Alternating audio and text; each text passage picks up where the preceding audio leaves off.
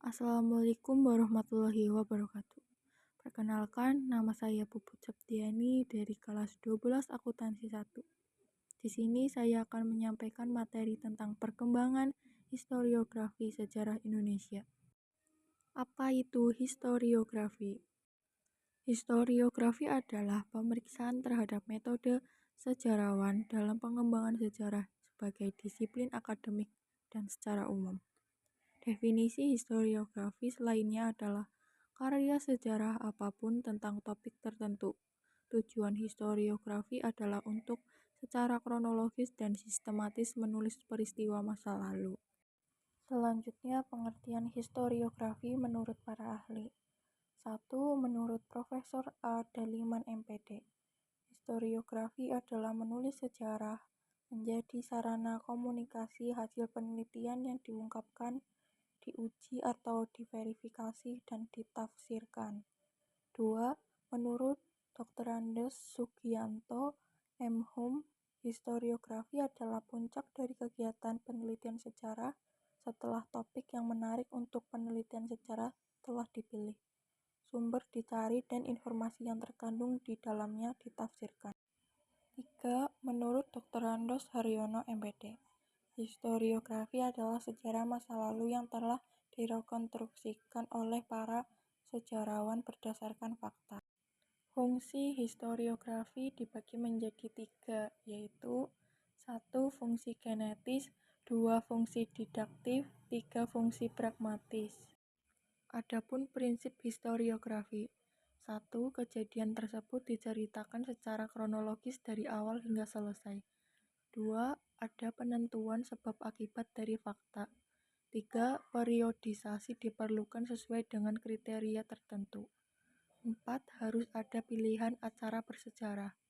5. Membutuhkan konsekuensi tertentu. 6. Jika bersifat deskriptif, maka proses pengurutan acara diperlukan. 7. Bersifat deskriptor analitis. Tujuan historiografi. 1. Hubungan antara masa lalu dan masa kini, dan arsitektur yang terbentuk di masa kini tidak terlepas dari arsitektur masa lalu. 2. Memahami latar belakang pembentukan artefak atau pengaruh yang membentuk artefak ini. 3. Berguna untuk para peneliti dan pembuat makalah ilmiah. 4. Berguna untuk arsitek untuk menginspirasi desain. Jenis-jenis historiografi. Yang pertama yaitu historiografi tradisional, adalah ekspresi budaya dari upaya untuk mencatat sejarah. Historiografi tradisional memiliki kaitan erat antara unsur-unsur sastra seperti karya imajinatif dan mitologi sebagai fisik kehidupan yang diceritakan sebagai deskripsi peristiwa masa lalu, sebagaimana tercermin dalam kronik atau hikayat. Contohnya, sejarah Malaysia, kisah-kisah Raja Pasai, kisah Aceh, babat Tanah Jawi, babat Pajajaran, babat Majapahit, babat Kartasura, dan banyak lagi lainnya. Adapun ciri-ciri historiografi tradisional antara lain regiosentris, aspek sosial dan ekonomi, regiomagis, dan etnosentris. Yang kedua, historiografi kolonial. Historiografi kolonial sering disebut sebagai pusat Eropa. Berlawanan dengan historiografi tradisional, historiografi kolonial adalah penulisan sejarah yang membahas masalah penduduk Belanda atas bangsa Indonesia. Surat itu ditulis oleh orang-orang Belanda dan banyak penulis belum pernah melihat Indonesia.